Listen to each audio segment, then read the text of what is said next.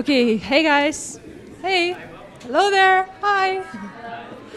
Okay, so as everything else in startup world, usually workshops get delayed as well. So sorry for that. Yeah.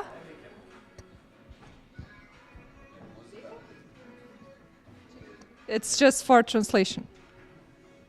It's just for the online translation. That's why I will speak like this. It's kind of funny for me, but I hope that it will be worth it for guys who's watching us online. So as I said, in startup world, usually everything gets delayed. And I want to welcome you to the second workshop of Futurepreneurs program. I'm Kamilė, and today I'm going to talk about how and why you should build minimum viable product. So first things first, I want to get you know guys better, but before I do that, I will shortly introduce myself. So who of you participated in the first event of the Futurepreneurs? Yeah, okay, good. Okay, now honest feedback. Whom of you actually remember what I do? Okay, few. Good, good. Hmm?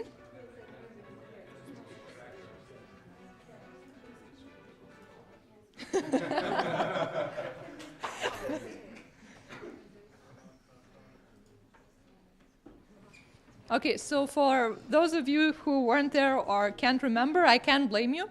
I'm Kamilė. I'm CMO of smart swimming company Ovao, and we're developing a first of its kind virtual coach for swimmers. So basically what we do, we provide swimmers with the ultimate device for their training. But I not only work with Ovao, I also run my own advertising agency, Not Branded, and we're mostly working with non-for-profits and small businesses. And therefore, I can share my experience as well as from the startup corner and from the corner of running your own small business. So, I want to congratulate you all, because although a lot of people around the globe have million-dollar ideas, and all of us, once or twice in our life, thought about, oh, I had an Uber idea before Uber came along, or, oh, I had an idea about Facebook before Zuckerberg and his team launched it. But basically, ideas are worthless, and the implementation is the key thing. So I want to congratulate you all, because you made a first step into the process, and you decided that you will going to work on your idea and you will implement that idea. But I have a little to no knowledge about your ideas. So what I would like to start our workshop with is actually you presenting the ideas for me and the whole group. And I know this thing seems a bit intimidating when you first start your startup road. But you do it more and more and more, and it gets easier. So I want to ask, how many teams for Futurepreneurs program are here? Can one team member per team raise their hand? Okay, 1, 2, 3, 4, 5, 6. 6. Okay, and how many of free willing participants who are not participating in the program are here at the moment, who are not involved in Futurepreneurs at all and just came here for fun or to see me speak or just to spend good time? Okay, few of you. So I won't torture people who came here by choice just to have fun, but I will torture a bit you guys, the teams which has ideas. So I wanted to ask voluntarily for one representative of each team, you pick the guy or girl, to come here on the stage and present your idea. It's easy as that. You will have 1 minute to explain your ideas in your own words to me and to your peers. No judgment. So can I please see, I think I saw 6 teams, so 6 people here, starting from these 2 guys, gentlemen, at the second row. No way. Oh, we have volunteer.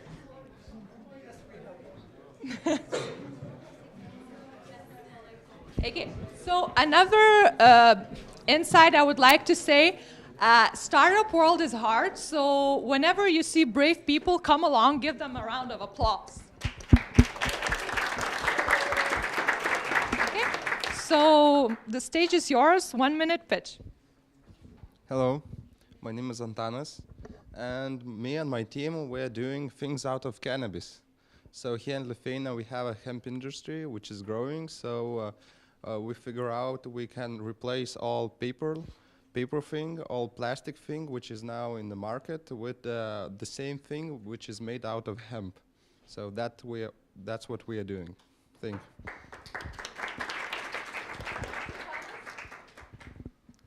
Hello. So our group's idea is to create an app in which services and products that people don't use in every day would be available to borrow or lend to other people in your neighborhood for fee or for a favor. And with this, we would encourage people to communicate more and use things that they do not use every day more often. So it's basically kind of like Vinted, but you're borrowing, not... Yes, kind of like Uber, kind of like Vinted, like that, something. Okay, good, thanks. Yeah, hello. My team is going to offer a supply chain of foods. We will try to deliver it just from the farm directly to our customer, breaking the whole supply chain and making it as much ecological as possible. Good, thanks.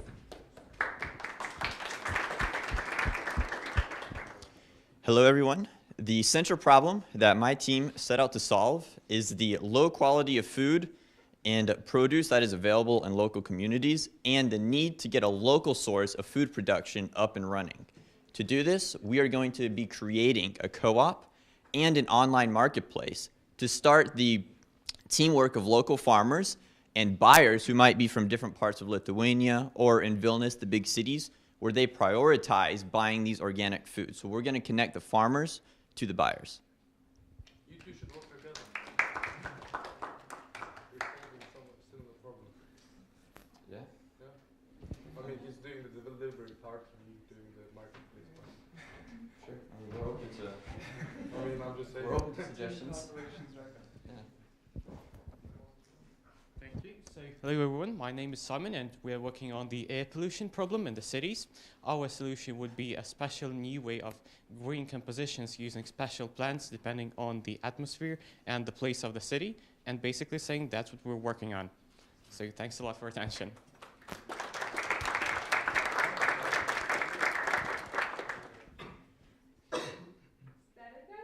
All of the teams presented themselves? Well, there's only 5. Okay, okay. Well, no, there should be one more, I think, right? 6? You said 6? Yeah, I thought I saw 6 times. No? Probably someone is really shy. Yeah, maybe someone is really shy. Yeah, I won't drag you to the stage. Okay, so we have 5 teams working on 5 amazing ideas, and we already can see synergy throughout some of you guys, and I already can see different business models. But today, our main goal is to identify these 5 teams of products, minimum viable product. So we will be working on that, and hope that you guys who are just participating here for fun will help teams as well. So I would like to see you all bright and clear, so I will make you comfortable and make you switch positions. So if you could establish your team and come here at the front row, that would be great. And if you could establish your team and come to the second row or the third one, that would be great. Okay, so you can take the front, I think. Guys, you can either join or squeeze or move. Okay, and you can go ahead and take that corner. Yeah. Like this? Yeah. Where is your team located? Okay, so you can just go here. Yeah, very nice design. Yeah.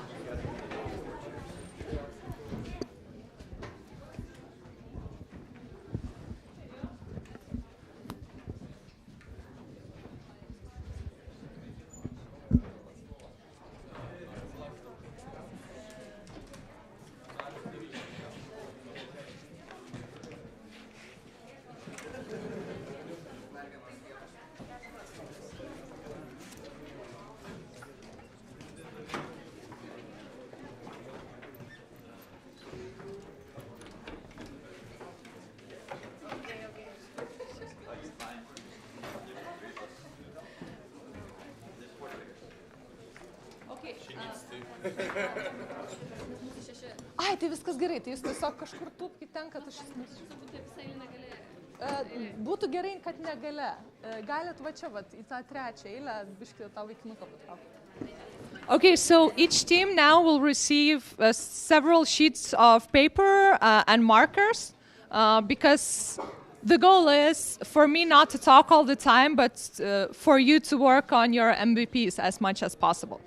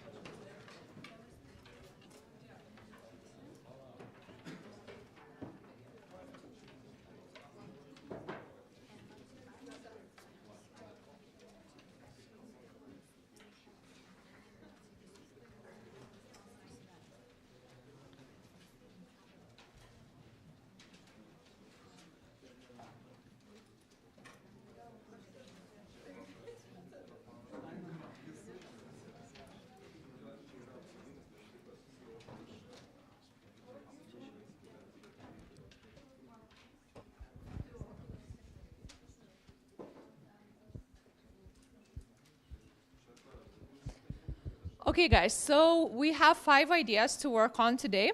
But first of all, I will start a bit from the beginning. So why do you need the MVP in general? And why don't you just build the product or service that you are aiming to build and go ahead and launch it into the market and make your first million? And that's how startups started at the early days. But the reality of today's startup world is that almost 42% of startups fail because there is no market need for the product or service that they build. And the number seems crazy, but the longer I talk and work with startups all over the globe, the more I see that the reality actually exists, because as a startup founder, you're very, very content into closing your workshop doors and your garage doors and working on your baby and building your perfect product in the vision that you have in your mind. And that's where majority of startup founders fails at the very first step, because you don't start your product with building it. And for you guys to be more comfortable around the idea of changing your product at the early stages, I would like to call your startups not a businesses, but experiments. So imagine that your idea is an experiment that you like to do in order to test some hypothesis or thoughts that you have about the market or product. And why do I suggest that? Because you guys only been working on these ideas for, I think, several months now, not more. So, more? Less. Okay, even less. And it's a very good thing. Why it's a good thing? Because if you're invested just a month of your time, it's not hard for you to shift and change things around. Because the more you go into development of your product, the harder it gets to change anything. So you start with your products, your experiments early in the beginning, test them, and after you validated and saw that market actually needs your product, you can go on further. So I always put the allegory of what is minimum viable product. So imagine that you are an owner of a cafeteria and you'd like to introduce this amazing line of new donuts. You have 120 tastes in the menu, you have various frostings, you have various things. So this is your product that you would like and have a vision to be launched in the market. So your minimum viable product should be a very basic version of donut. And why is that? Because you can spend a year or two in working on the product that you imagine. And you will waste all that time. And how do you describe minimum viable product? There are a lot of theory there in startup world, but I personally really like the lean startup approach, which describes minimum viable product as a version of your new product, which allows your team to collect the maximum amount of validated learning for customers with the least effort. And the key sentence here is that you need to build it as soon as possible, show it to your customers as soon as possible, and get the validated learning, so get the insights from your users as soon as possible. And you need to be careful. You can launch too early or too late. Because if you launch too early, you just have the insufficient features of your incomplete product, and no one actually knows what to do with it. If your product features are not polished good enough, then people would say, why would I use this app? This doesn't make any sense. There's hardly any design there. So you need to make sure that you launch at the sweet spot where you have enough sufficient features of your product, but it doesn't take you 2 years to build it.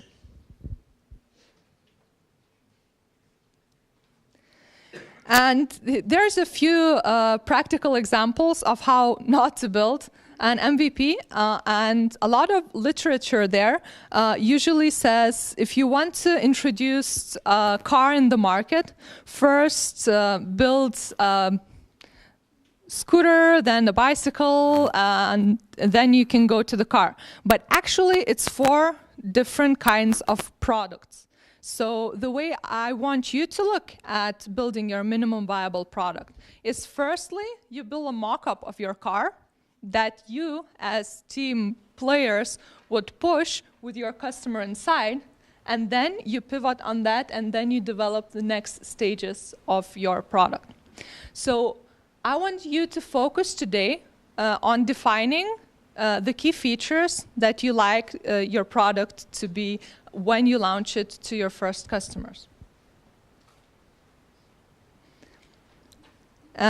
So again, minimum product is the product that nobody wants to use because there's not enough available features there and people don't understand how to use it.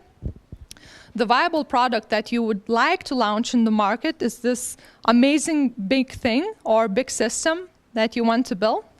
And you are aiming for the little guy in the middle. So you are aiming for good enough product to attract first users, first early adopters.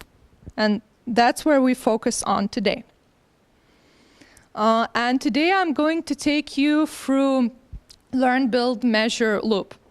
So at the very beginning, and at the stage you are at the moment, you have your amazing ideas.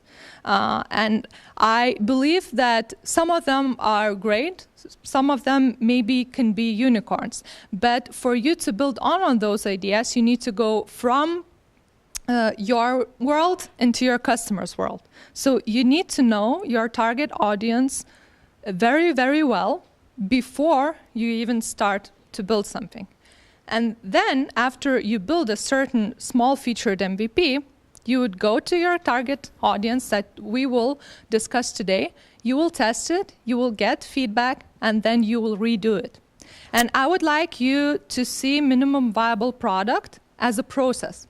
So it's not one final thing, but rather it's a process of several. It can be 10 iterations of the product. And I can show Ovao example. So this is the first minimum viable product that we launched. After this one, we had 13 more designs, 13 pivots, 13 things that we tested before we landed our decision on the last and final alpha prototype. So this will be the prototype that majority of our users will see in the tests.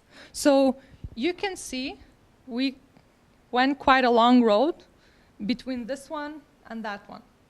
And although none of you guys are building a hardware product at this program, with software, things are also tricky and quite similar. So you won't see just one specific version of your system or your application. You will see several of them.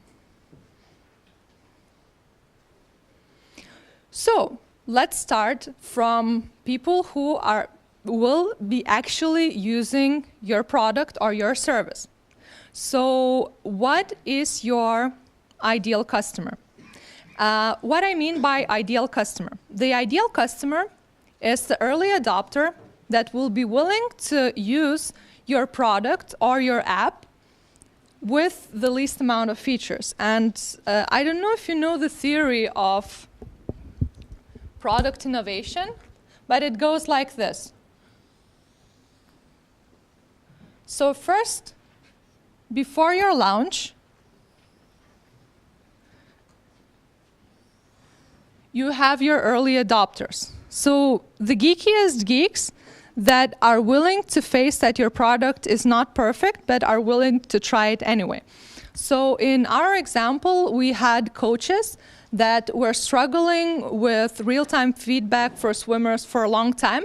And they became our first early adopters because they actually didn't care that the product itself doesn't look nice or is not small enough to swim with. They just wanted to test it and see how it will work in their own environment. And later on, after early adopters, the first minority follows. But today, I want you to focus just on these guys. So the geeks that will be willing to use your product early on.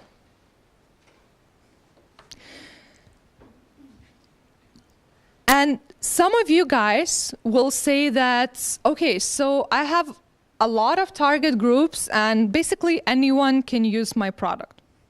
So it will be the only answer. I will not take it into consideration because you cannot launch your product for all. You need to have very specific, very niche target audience to work with in your product development and in your communications. So now we have 5 teams. So I want those 5 teams to spend 5 minutes now to talk things through and identify at least 2 target audiences that they can target when they launch minimum viable product. And as I mentioned, usually the first adopters are geeks who very strongly relate to your problem. So, for example, if you have the app for lending things, it can be your friend who has a gazillion books or dresses that she doesn't use, and she always thinks about how to make more space in her closet and how to get even more new dresses. So maybe she will be your target, your first go-to-market customer. So I would like you guys to spend 5 minutes and list 2 target groups, and then we can all talk about them within the audience and decide whenever you describe them well or not. Okay? So 5 minutes now.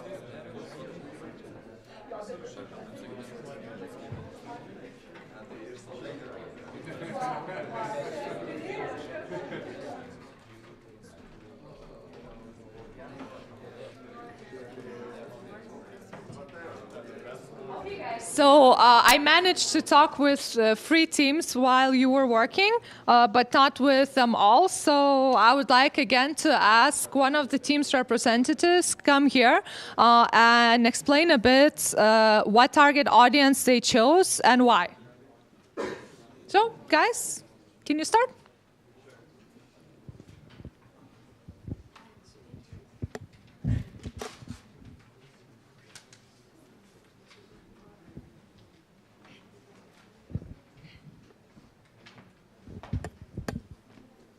Thanks. Okay, so for our minimal viable product, the main two people that we're going to be mainly focusing on is going to be the younger, health-conscious crowd that are normally quick adapters to new dieting trends or new food trends, typically those in the vegan community, vegetarians, paleo, or anybody who's on the more the edge of it rather than following the trends.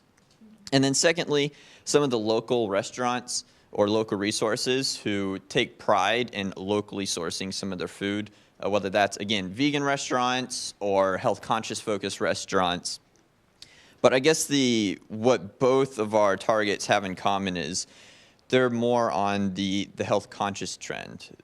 The people in restaurants who want to focus on being more health-conscious and not just sourcing something from who knows where, who takes pride in where they get their products from. Thank you. Yeah. Please say your team name. Do you have a name or a Yes. product name? Our team name is we are Green Lane. Green Lane. Green Lane, yes, like green and lane.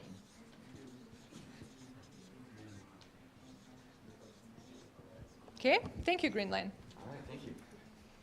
Okay, so Yes, I'll need that. Thank need you. that. Okay, Yeah. your team name? The Bloom. The Bloom. The Blue. Yeah. Yeah, we actually made it in the first one, so we didn't want to change it. So since our product is actually plant compositions, and since we're focusing on making better an atmosphere of a cities, first of all, we are focusing on a city council pretty easily, since they have the biggest influence, the biggest interest, and the biggest opportunities in this area. And another of our possible customer would be actually residential complex building organizations. Basically saying the organizations which are in charge of making lots of buildings in the living area. Why they're interested? Well, because before you're actually making such a complex, you also have to state that the environment there, the atmosphere there, and the air there shouldn't be air polluted. So that's why these organizations most probably will be interested in our product. Thank you for your attention. Okay, so city council, yeah, and residential organizations. So which they are building the infrastructure or administration? We are building buildings basically saying for the people. However, there also should be some gardens, as you know. Yeah. So that's why they are interested. Okay, so I will title you B2B. B2B, totally.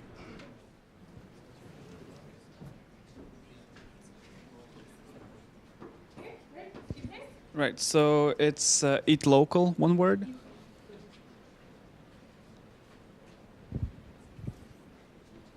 Right, so we kind of discussed that it's going, like, two types of customers we will probably have is going to be people who live healthy lifestyle from the age of 25 to 40, most likely.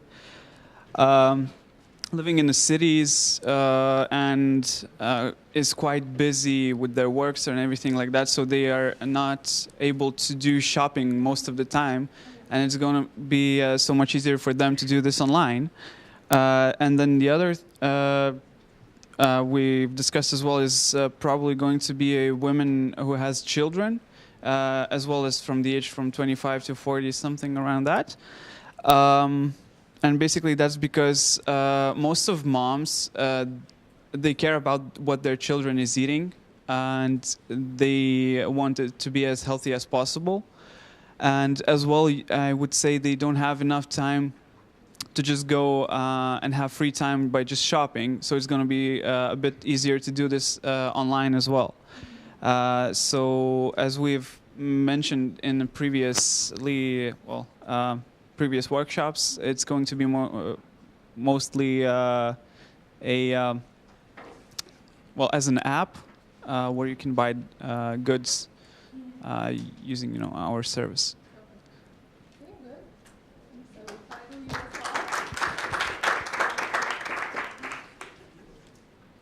So our group name would be Take It Easy. And our main group, the first one would be people who are working, obviously, and they are maybe very busy or just lazy to do their own things, so they want to hire someone to do something for them, or they want to use what they have. And another group would be hipsters. and like hoarders who have a lot of things and they don't want to throw them out, but they at the same time maybe make use of those things. So those would be the groups of people we would target, for them to make use of what they have or maybe to save time. Okay, so people who are working and super busy and Yes. Yeah. Thanks. Hello. Our team is called dealers. Yeah, because we deal in cannabis products. So our first viable product is gonna be like, in the bar they have these half-liter plastic bottles for beer. So we're gonna do this because it should contain a liquid, but beer is served cold, so it's gonna be easier to make a product which can hold the cold liquid. And then we're gonna move on to the hot liquid, which is gonna be harder on the structure itself. Okay, so, but again, you explained very good what your MVP will be. Yeah. But could you explain a bit more about what you will target? Oh yeah, our audience, yes. Yeah, so our audience is gonna be bars, because here we can just put it to people's hand and they can use it and they can touch it and they can see our product. And as well festivals and other conferences where people are going. And we all have a water bottle or something, so we always need some thing to drink off. So. Okay, so again, B2B. Thank you. Thank you.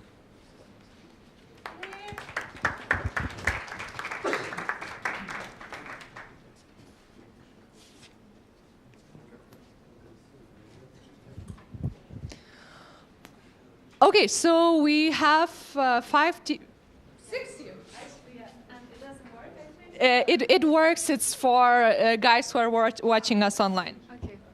So our team is designing a tool for the parents. For now, it's called Mindgarten with a T. Mindgarten. Garten. As if you would write kindergarten, but with mind. Right, yeah, because it's a tool for the parents who have children from 3 to 7 years old, and it's meant to help the parents develop critical thinking in their children. And so naturally the target audience is the parents who have children from 3 to 7 years old. And it's also parents who use technology, who are familiar with either using mobile apps or at least websites. And then we imagine that they should have average and above average income, because still some money that you have to spend additional for education. Also, we expect them to be familiar with modern workplace, because it's much easier to educate them on the importance of critical thinking. And also, perhaps the most important identifier is parents who want to create a stronger bond with their children and who want to contribute significantly to their development, but don't know how, and don't have the time or the energy or the knowledge or the imagination to come up with some questions that we're going to offer them. So this is the, I think, most important marker. Good. Thanks.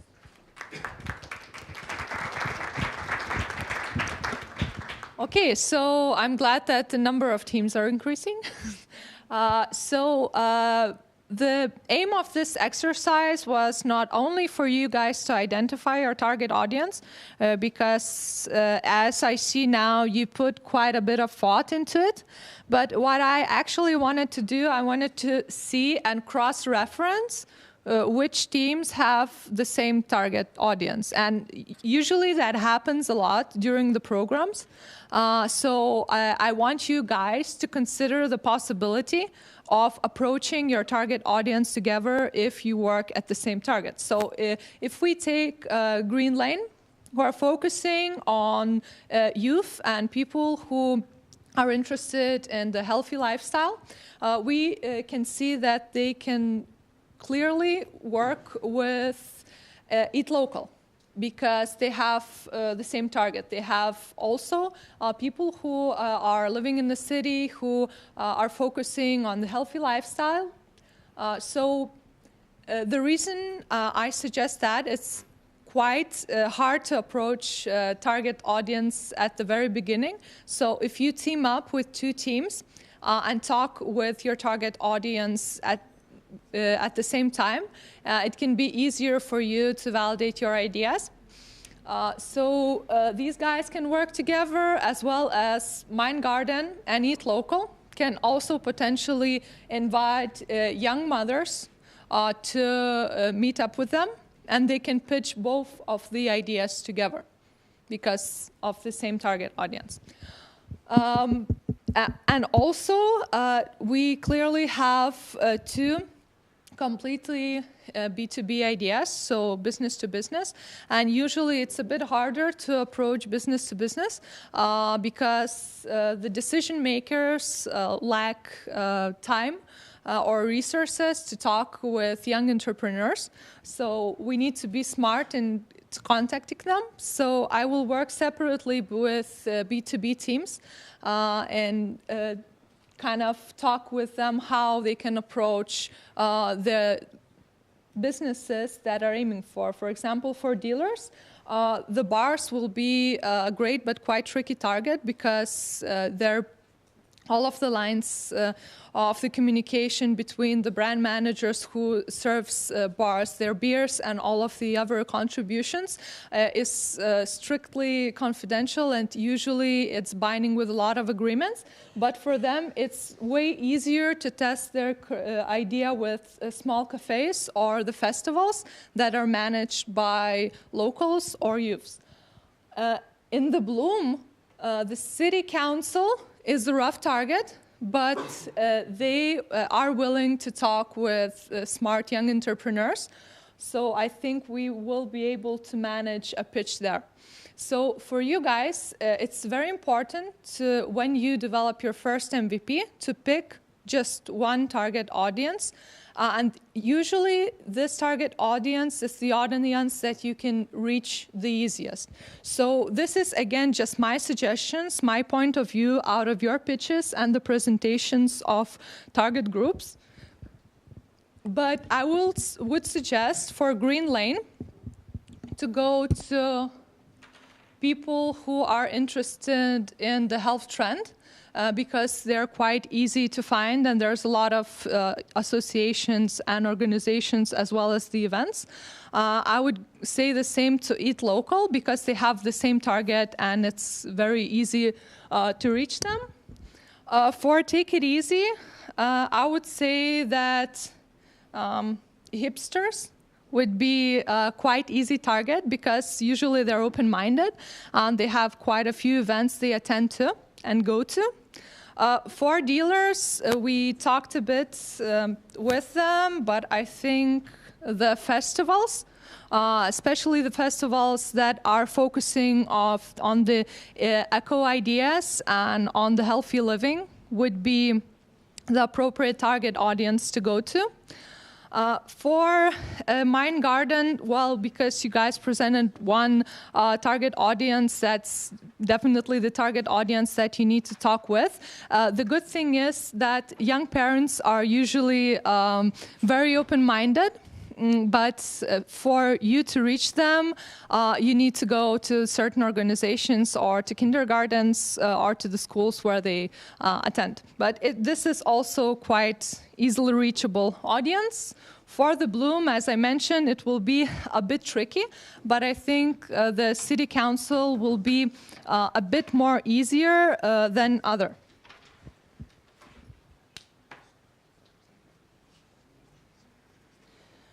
Okay, so it's great that we all have identified the target audience that we will launch your MVP to.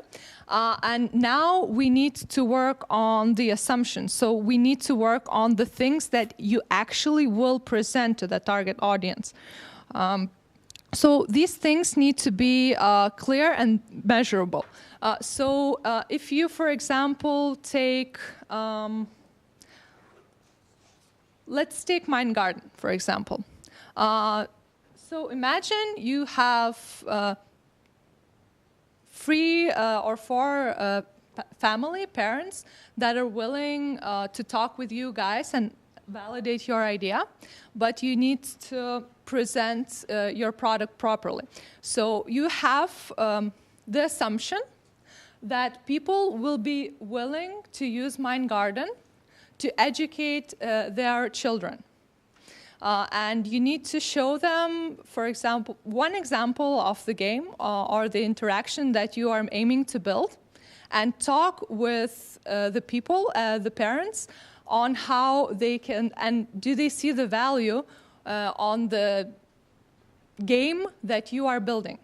The same goes to dealers, for example.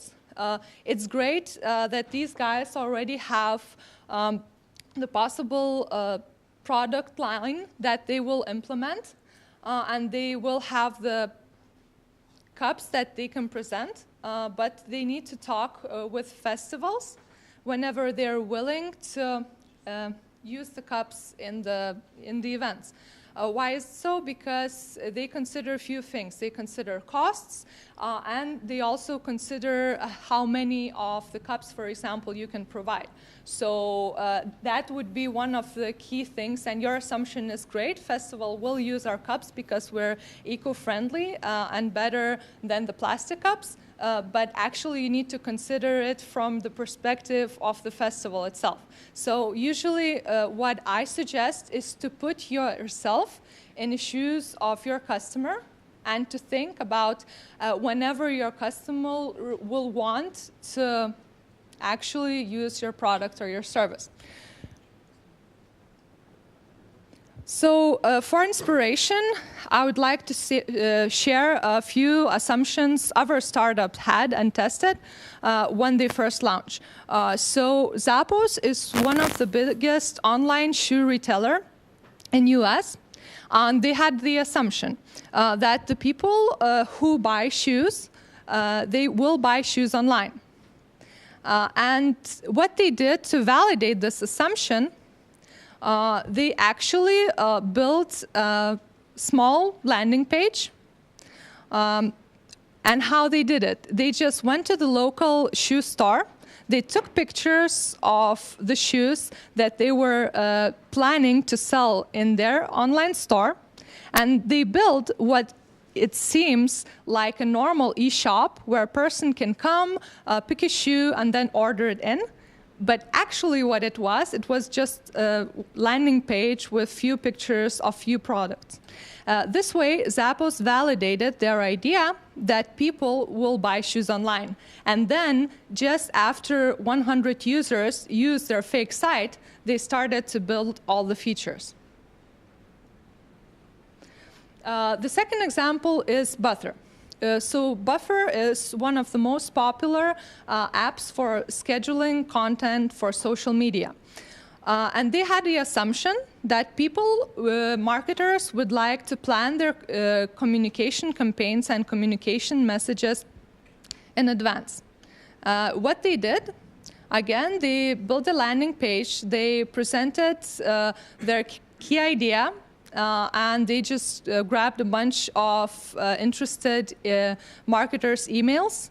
And then after they had 5,000 initial users who were willing to plan their communication campaigns, just after that, they started to build Buffer. The third example of the assumption was the assumption of founders of Airbnb. So the assumption was that people would like to rent their apartments to strangers, and that people would like to stay with strangers when they're traveling abroad. And at that time, it was a crazy assumption, and actually Airbnb got rejected by a lot of venture capitalists because they were saying that who would like to live with strangers, let alone rent their room in their own apartment? What about theft? What about other things that you need to consider? But they were brave and they validated their assumptions. They created a site where they listed 5 different rentals in their home city. And they had, I think, around 100 users in their site. And just after their assumption was confirmed that they built Airbnb engine from the ground deep.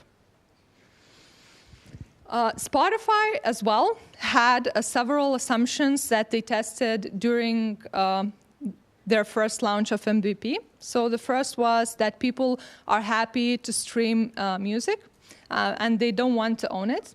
The second was that labels and artists are willing to contribute their songs for people to stream legally. And one technical assumption they needed to validate is that it's possible to have a fast and stable streaming online. So I want you guys to think about the core assumption that you'd like to test with your first minimum viable product. Because around this assumption, you will build your MVP features. So now we'll walk around, talk with teams, and you have 10 minutes to list your key assumption that you want to test with minimum viable product.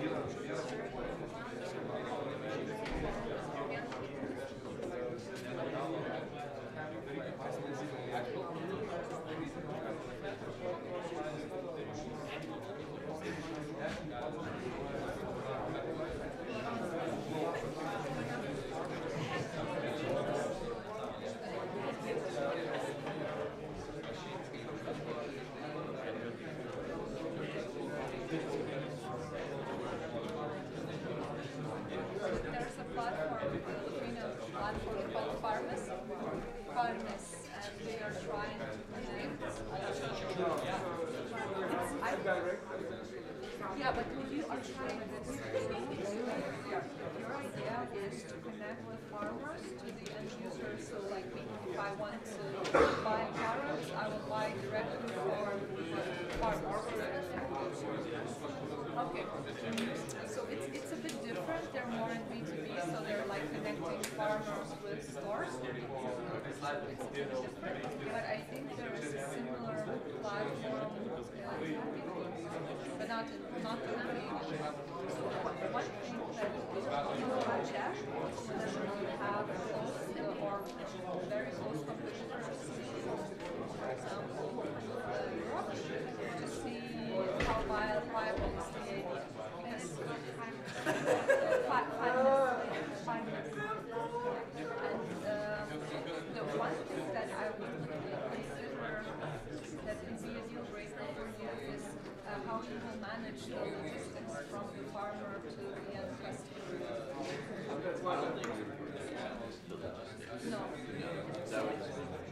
Too much. Okay, so but what then will take care of logistics whenever I as a user will go to the farmer or the farmer will deliver that to me.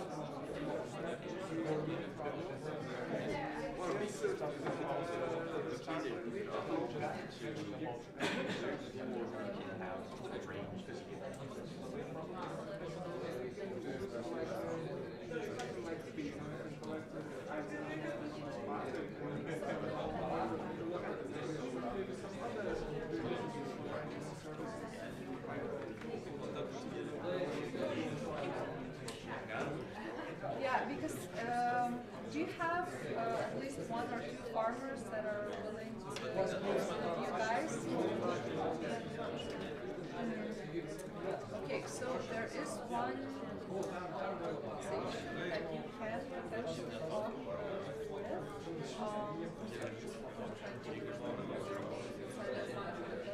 It's basically it's a community program, and they kind of gather around gardeners who live close to the district of Lithuania, who has free land, and they are not using it well enough, with like hipsters who want to have their own garden but they're living in a flat.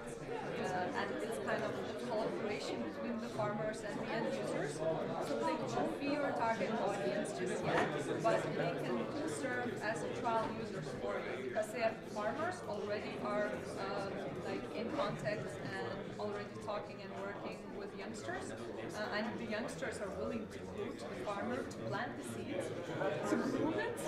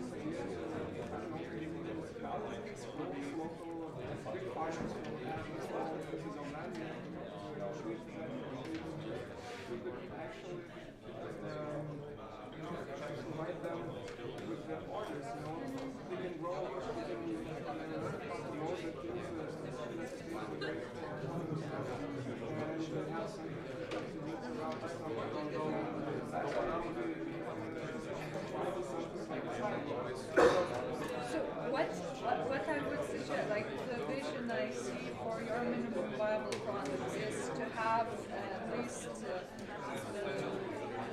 two farmers, firstly, two farmers, and then the landing website where you can say that, okay, so we will sell cucumbers, tomatoes, and that's it, because it's hard, or like apples, 3 things that have a certain like lifespan. And then you can do your own delivery between them before you figure out the logistical part. And then out of the user registration numbers in your website, you can indicate whenever it's worth to build the all consumption and production line. Because there's one US startup, Juicero. I talked about them. Yeah, so the thing is that they built the whole infrastructure, and actually it was great, but they just built the unnecessary hardware. So you can try at least to have trial users and the website, and then after, when you see the traction growing or not, you can figure out where to go further.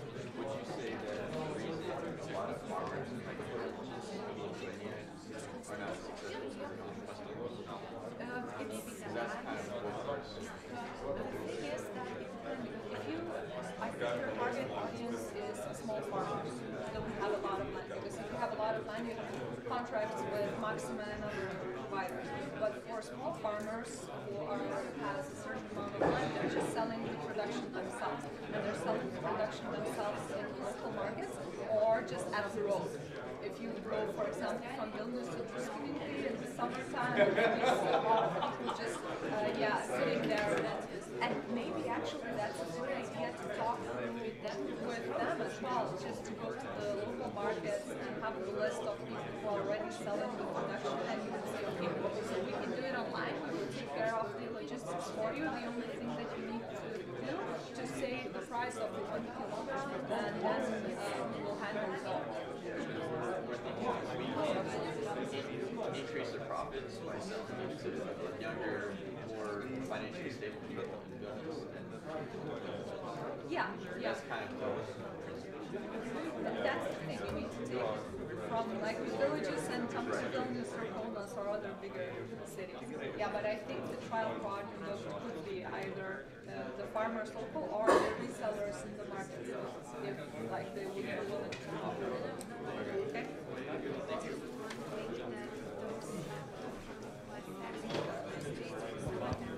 Okay, guys, so again, I managed to talk with few of you about the assumptions that you are willing to test with the MVP. And I want to ask for you to come here back at the stage again and to pitch the assumptions. So firstly, I would like to ask the Green Lane to come forward. Green Lane? Yeah, so we just discussed a few options of the assumptions that they can test. So we're talking about the assumptions? Yeah, the assumptions. And then like, okay. Like the MVP, you can start talking about that. Oh, sure. Okay, so our assumption at Green Lane is that we think that farmers in the villages and on the outskirts of bigger cities are going to see the value in selling their produce through an online platform to get sales into these bigger cities like Vilnius, where the younger generation have more money, more disposable income to spend on organic produce, and ultimately raise their income from their farm pursuits.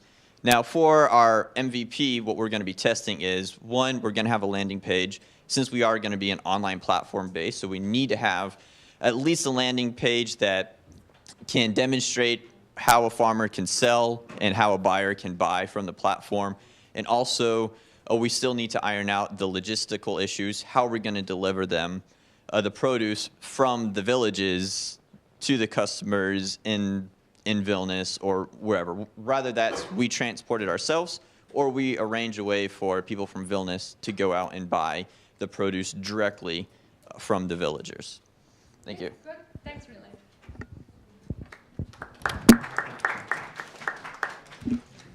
Okay, the Bloom.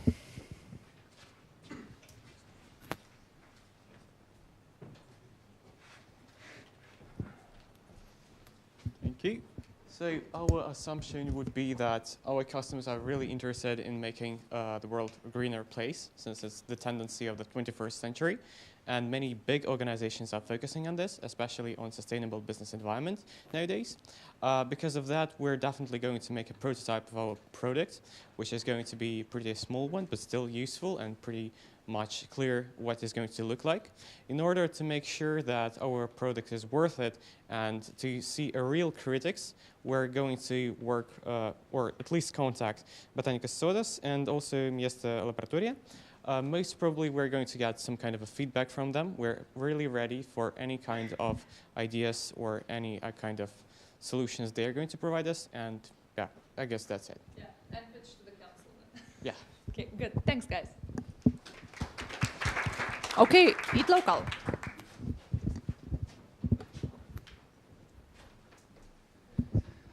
Yeah, so we assume that people would prefer to buy healthier local food online because of the transparency we will give them.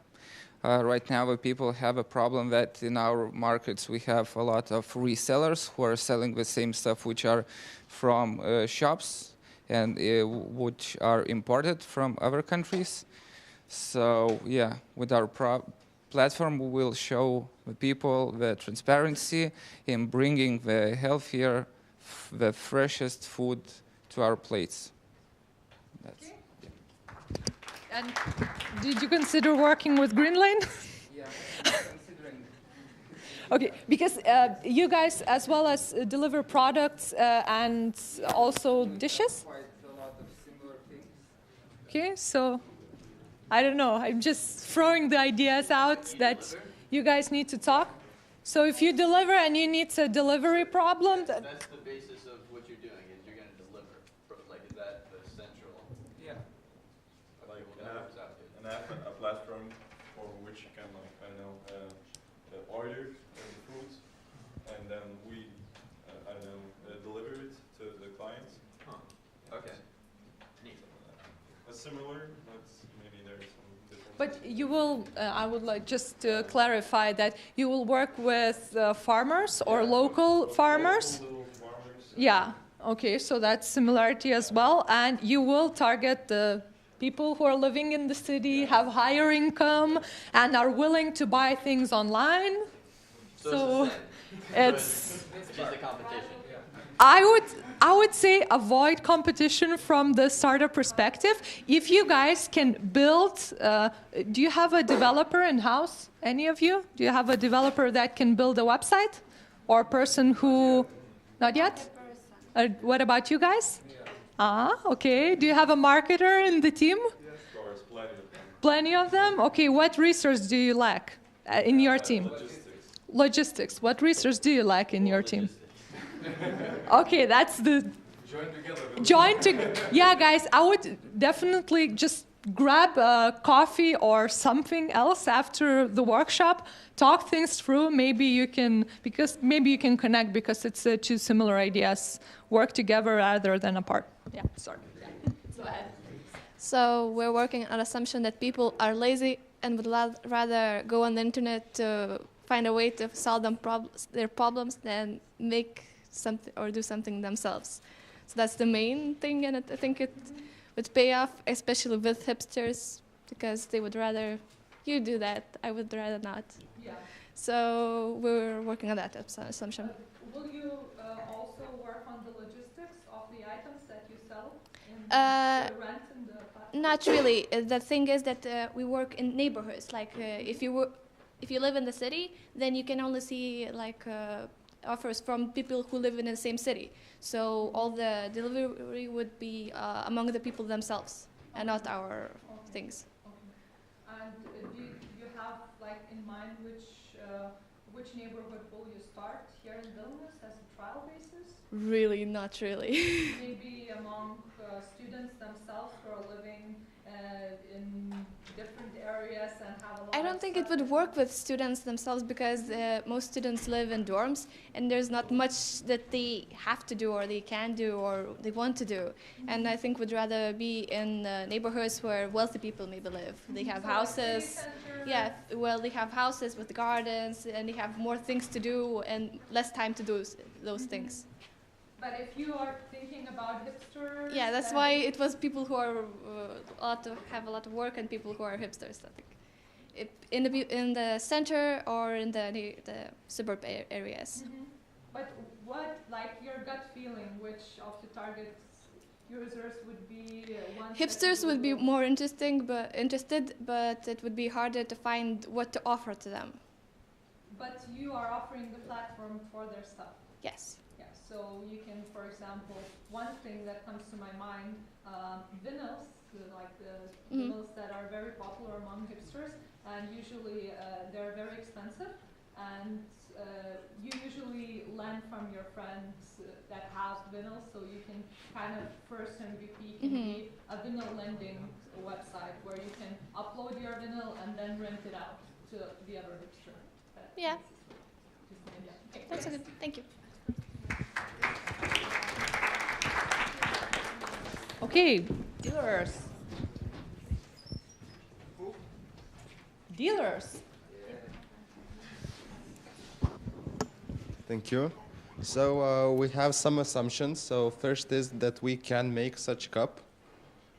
Second assumption is that this cup holds liquid for enough time.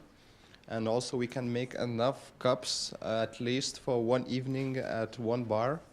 And there's some other assumptions is that people would enjoy using them and maybe they are conscious on the ecological side and etc. And there's the last and most important assumption is that those places would like to buy this production even if it's slightly more costly.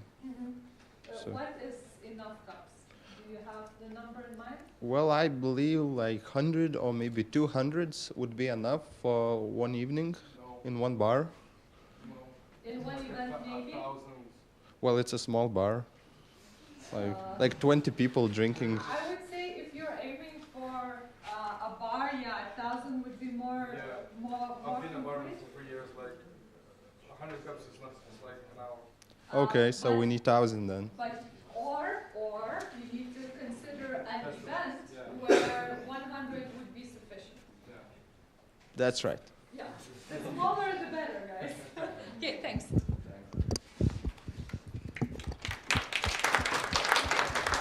Okay, Mind Garden.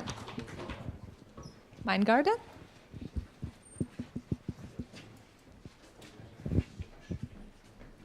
Thanks. So to specify our product again, it's a tool for the parents to help their children develop their critical thinking competence. So it will be probably an app which sends daily questions or discussion prompts with additional help for the parents. So the assumptions or the questions actually that we would like to answer through the MVP testing would be first is, does this app integrate well with the routine? does it easily become a habit for the parents to use it every day or most days of the week? And then the second question that we would like to have answered during the process is whether the parents think that this app provides sufficient, does the content provide a sufficient value for the parents so that they want to pay? So, because I think, yeah, it's an important assumption to see. We have expertise in education and so on, but we don't know still if the parents understand the value. Do you have the content? Because you mentioned the questions or the routines that parents, do you have a specific thing in mind? Yeah, we have a model, conceptual model already, and a few questions for the start. But yeah, it's a big amount of questions, so we'd like to test first and then adjust later. Yeah, but do you have a lineup of like 10 questions? Yeah, we have like 20. Okay, Yeah. but, and do you see your MVP being an app or maybe something smaller? Yeah, so we have two ideas. It could be an app already, but it can also be to provide a faster MVP. It could as well be just like an emailed PDF sheet for the parents, because the content is what we are selling rather than the design. So yeah, we are thinking about both possibilities, and we have a few parents that we are talking to, so we want to find the best way to test it out. Okay, great. Good. Thank you, guys. Okay, so we have our first go-to targets. We have the initial assumptions that we want to test. And now, finally, we can go to talking very, very specific of what MVP needs to be built. And I'm sorry for this very long intro and very long discussions, but one thing that you need to consider is that these discussions are very important and key into your future success. Therefore, you need now to talk more and build less, which startup usually hates to do. So I will skip few things, and I would like to focus on two methods that you can potentially use in your MVP testing. So usually when we think about MVP, we think about like a piece of hardware, which sometimes you can't avoid, but sometimes MVP might as well be explanatory video, presentation, or a simple landing page. So it's a good thing that majority of teams will be sufficient enough to do a smoke test and a simple landing page to validate and test their ideas. Unfortunately, for a few teams like dealers and the Bloom, they actually need to build a viable thing to test it out and show it. So this, yeah, but it's not very viable for you guys, but would be very in context though. So the smoke test is basically building a small and very simple landing page within the headline, short presentation about your key value proposition and your product, and the call to action to subscribe to know more information. So if we're talking in more details about things that teams can build, the green lane, as we talked with them, could build a small landing page where they can just present a few like free products that farmers can sell and consumers can buy.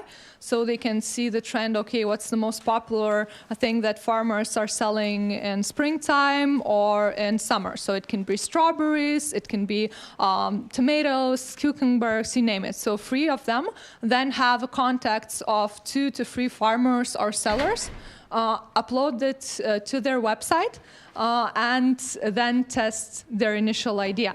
And you guys, the Eat Local and Green Lane, you can actually, if you will be able to collaborate, you can build one landing page. So you will save your development costs. And you can also share the logistics. So for example, if any of you or 2 of you have a car, you can share and split the logistical nightmare into 2 parts. So just an idea. Okay, the bloom. So it's a bit trickier with the bloom. We talk with them of the idea to talk with City Laboratory, which is a community space that are working with sustainable gardening.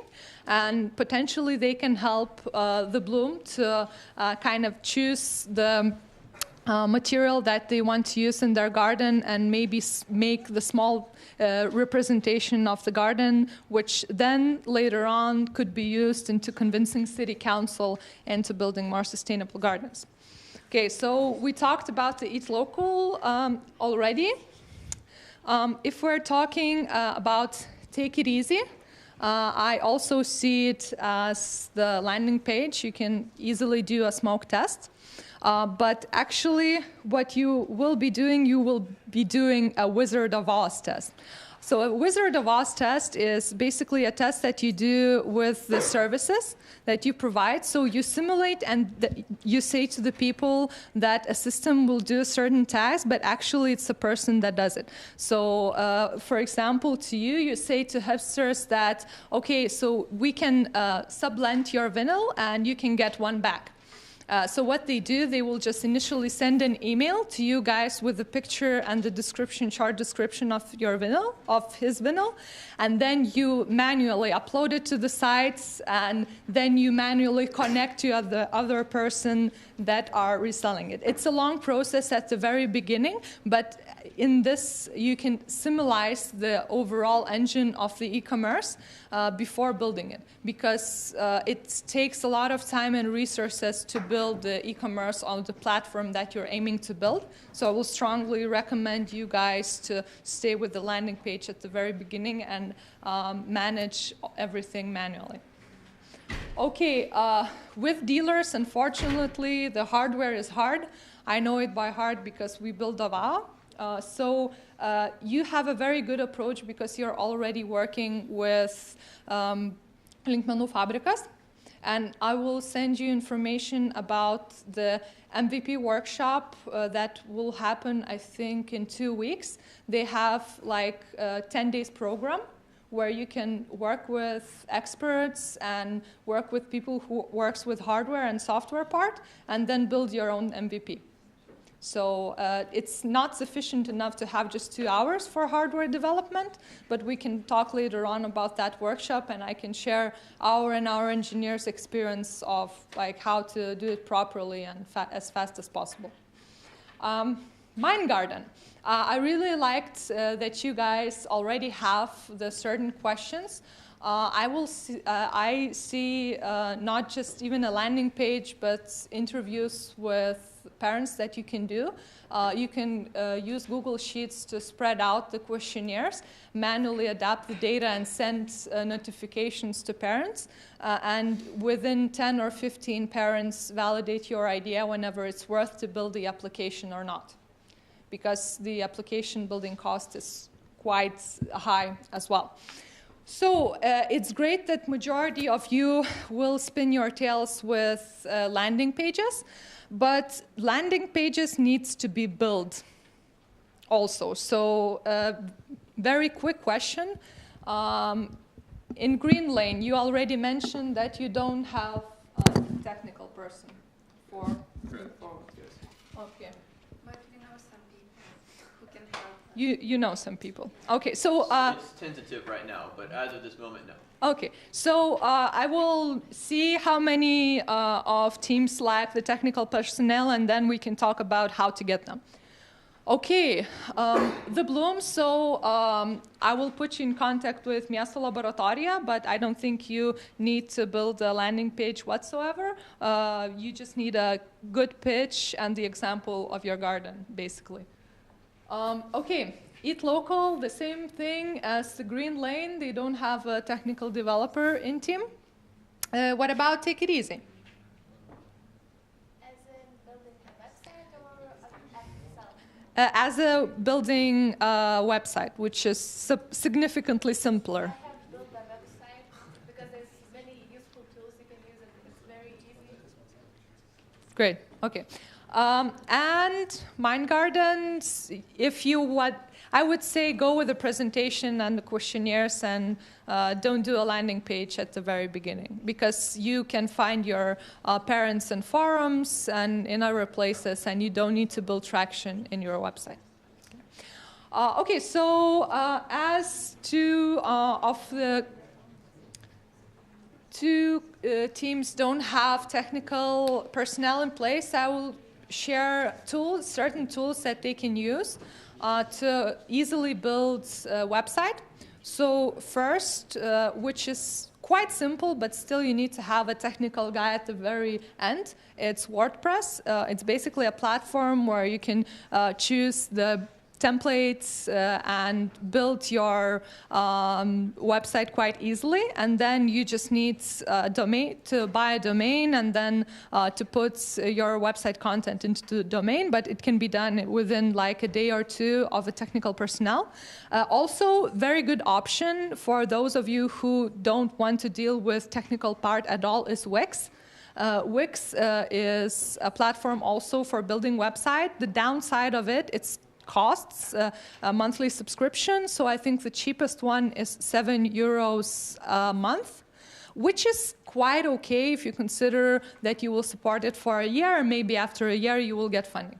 So I would say that Wix would be, I think, the easiest platform to build. Maybe you can share your experience. Which platform do you use for your website building? The one I manage at the moment is only an informational website. Only Yeah. to get information. So I use Internetavizija. Okay, so which is Lithuanian provider, yeah. and they. I bought a domain. You have to pay for it every year. It's all domains, and I think it costs like to have the server like €6 or €7 a month, and you also get a tool to make your own design, which is like €2 a month. And are you happy with the design functionality of It's the? very easy. That's the thing about it. It's very easy. Have you considered Wix or saw it before you built it? No, I haven't really seen it. That's the thing. Okay. Compared to the first time. Yeah. Okay. So again, there, I think there should be more free tools that.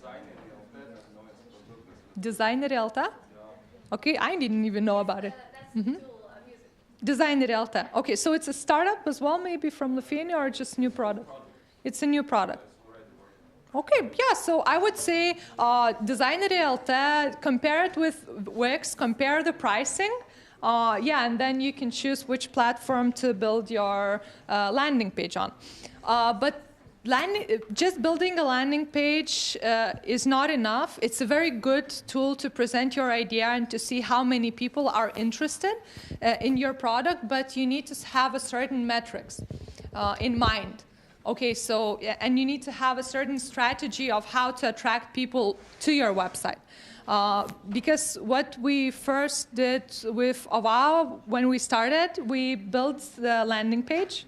And of course, at the very beginning, it was like 100 users per week, I think, which is very small to validate your idea. But what we did, we created communication channels in Facebook and in Twitter that helped that helped us drive the traffic to our landing page. And one very nice thing about Facebook, they have Facebook groups where you can find like-minded people who are also interested in the ideas that you are potentially serving. So for example, if we're talking about Mind Garden, you can search and find a lot of parents groups, close parents groups. And what you can do, you can just prepare a short description about your idea and post it on their wall, and then potentially have at least 50 to 100 customers coming from these Facebook groups. So that can be implemented with any B2C idea. So yeah, that's, I think that's pretty much all that I wanted to share with you, but I would like to split and go more to the open discussions of the potential questions you might have. because I know that at the very beginning, when you start building your MVP, it's quite hard to land on the features that you potentially want to be working on. So I don't know, we can either start with the groups and have the discussions group by group, or you can ask questions. So questions or groups? Both or what? Questions. Okay, so questions. So shoot. Any questions? Yeah?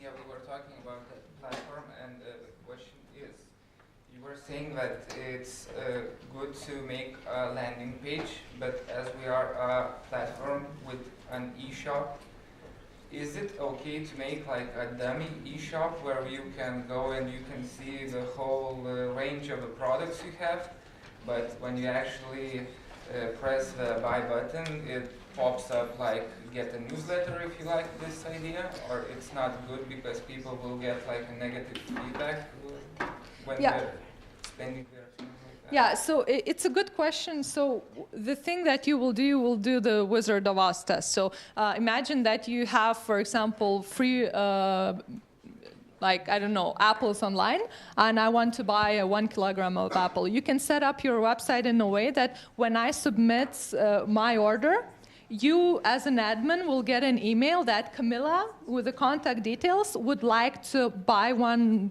kilogram of apples, and then you contact me and say, okay, so here's the bill for your apples, and I will deliver it then and then. So you kind of simulate the e-commerce site's functions by hand. Yeah, but the problem is we offer like fresh and local and healthy food, and we don't really have those local farmers yet, but we want to make that dummy e-shop. So is it a good idea if we deliver the product? Won't deliver. Yeah. Just like It's better to have a landing page. a subscription for a newsletter? You can do that, but be very careful with it, because if you launch just for a very specific audience, say you have an email of 100 users that you will share your fake e-commerce site with, and then follow through with the feedback, you can add the form and say that, sorry, this e-commerce site is still in development, you're welcome to leave your feedback whenever you like the experiments or not. But if you would go out and communicate your e-commerce for the wider audience, then you need to, or just have 2 farmers that you are working with. Just have a guy who grows apple and a guy who sells tomatoes, and that's it. Just two products in the store that you can actually deliver. And in the MVP stage, it's better to have the first version, like you said, only a landing and the feedback, or it's better to have like 2 farmers and the whole experience? I would, do you remember at the very beginning I said that the MVP is kind of the experiment and it's everlasting experiment. So your first MVP can be fake e-com sites for 100 users, and then you see, okay, 50 of them are quite interested, then you go ahead and stock and onboard 3 to 4 farmers, and then you can actually sell the products online and manage the orders manually by hand. And then later on, you will work on building the normal e-com site. Because also in WordPress, they have a free, not free, but quite cheap plugins for e-com sites.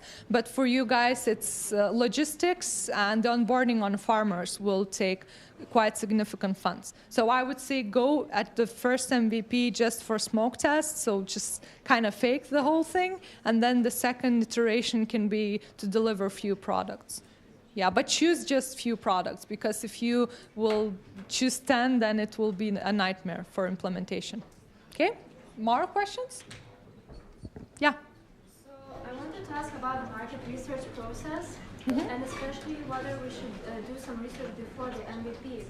And in particular, we were thinking about making a market survey before the MVP, just to see how many people are interested and whether they see the value, so that we know if it's even worth to create the MVP. And then, of course, when we create it, we see the process, as you mentioned, having the focus group and so on, like 10 to 15 people. But do you think it's a good idea to scan the amount of people who would be interested with market survey? Yeah, qualitative survey is a good idea at the very beginning before starting building the MVP. And actually, with Ovao, we did that. We had a survey of 400 swimmers that answered our questions, but my advice would be very smart with your questions, what you are asking, because if you're asking questions that are leading to just the validation of your idea, it's bad. But ask valuable questions in the questionnaires, and then go on to the second stage of actually showing the product. And be aware that people are doing fake positives as well. So they can say, yeah, the questions are great, I will definitely use it with my kid. And then when you arrive and have like 15 questions to test with, they would say, oh no. So usually when validating with surveys, I advise to have a certain ask of commitment. So you can ask for them to commit their time, if they like the idea, to commit their time for a trial base, or to commit their reputation, meaning to recommend the survey to other parents in their class or in their community. So that would be two things. But qualitative studies are good as well, good start. And also we're thinking about a landing page as well, because this we would use as just when we tell someone about the product, right? And we might have something like a card with a QR, which sends to the landing page, just so we get the subscriber count to show the potential investors that we have a certain amount of people who would be interested in the product. Yeah. Again, just to prove Yeah, that's definitely, community building is very important for you guys. But if you have like the databases of emails of parents, that's sufficient enough. If you don't have the base, then yeah, of course, you need to build it. So, but first I would say do the initial test with just the handwritten questions and then move on to the building of the user base. Because usually when investors look at the numbers, they want to see significant growth. So they want to see 100 users the first month and 1,500 the second month. And you are still working on how you will present and shape your product in the way that will be valuable for customers. So don't jump start into the collection of emails.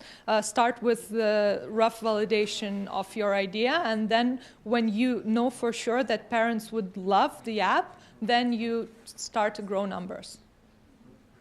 So if you're going to present like a potential rough idea and then collect emails? You can do it, but it will again it will be costly in your time, because then if you have a technical person in the team who was willing to develop the landing page within 2-3 weeks or so, you might consider it, but I would go firstly for the validation with parents and then later on to the building of the landing page, because you can pivot. Like one thing that your MVP test can show is that parents actually don't want to use the questions, or they want something else. And then you need to build completely different thing, like a game or something like that. So don't jump start into developing a lot of things before you know what you're working on. Okay, more questions?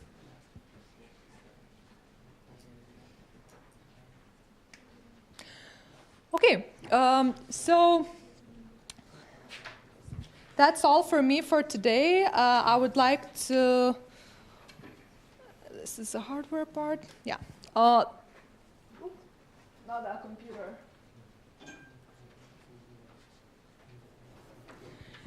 So it was great meeting you all. It was very rough 1.5 hours for me, because I just needed to go get acknowledged and work with 6 different ideas.